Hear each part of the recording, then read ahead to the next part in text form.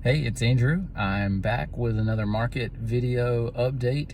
Here we are in the middle towards the end of July. We're halfway through the year. It's hard to believe. And we've got numbers back from quarter 2.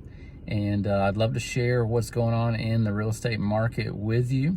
Whether you're a buyer or a seller, or you're just curious, I always love updating you. It's a fun part of my job. So let's jump right into it. As of June, the end of June in 2023, we currently have about 2.1 months of supply of inventory. And guess what? Over the past year, we've seen a decrease of inventory by 6.25%.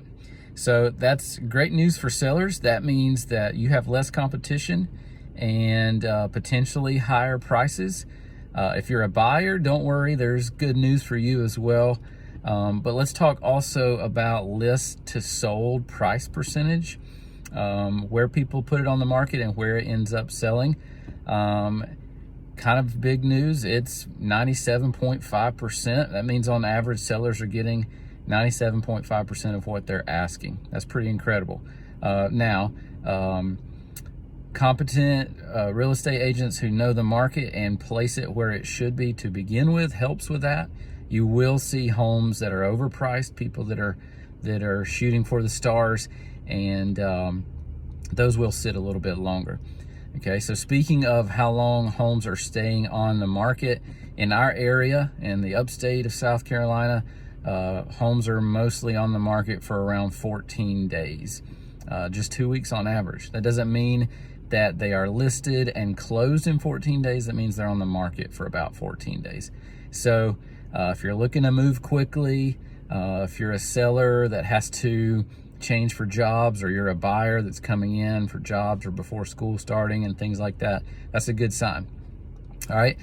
Most everyone's topic, though, favorite topic, is the median sold price. In our area, that is $326,000. Of course, median means that half of the homes recently sold in the area are selling for more than that and half below that. But it's always good to kind of have that benchmark there.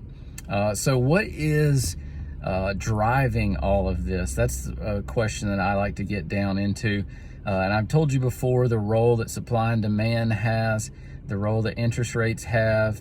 But what is really shaping supply and demand right now is not only the low volume of homes that interest rates have created, but also population shifts. So if you're not aware, the largest generation in American history, larger than the baby boomers, is the millennial generation. And right now we're kind of at the cusp of where the 77 million millennials are entering that median age of home buying. So when most millennials will buy a home is starting to occur right now. So there's 77 million of them, and a recent survey showed about 30 million will buy a home. We'll have 30 million estimated new households in the next 5 years. So there's huge demand, low volume, and that means that it's a strong seller's market in our area and most areas of the country.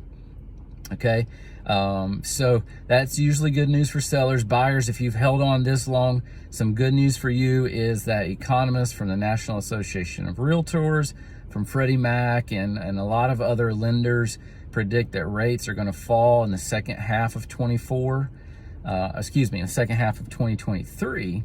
All right, and then by mid 2024, we should be around 5.5% interest rate. So the strategy for buyers would be to snag the home you love right now, the home that works for you and your family, and then refinance in a few months when you can as the rates go down. Sellers, it's a great time now. If you need to sell, give me a call and we can get that going. So that wraps up our market update. I try to do this once a month. Today I'm on the road and just thought I would record this right here in my truck on my way to an appointment, and kind of give you a quick update before we get back to school and get busy.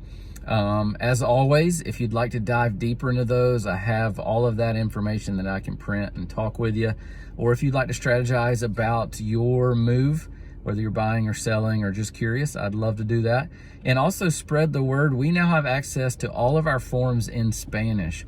If you know someone who English is their second language and Spanish comes a lot more easily or natively to them, we can conduct all of our business to where they can read every form we do in Spanish and more greatly understand that. So thanks for watching, and again, never hesitate to reach out or give my name to someone you know who needs some help. Thanks again. Bye.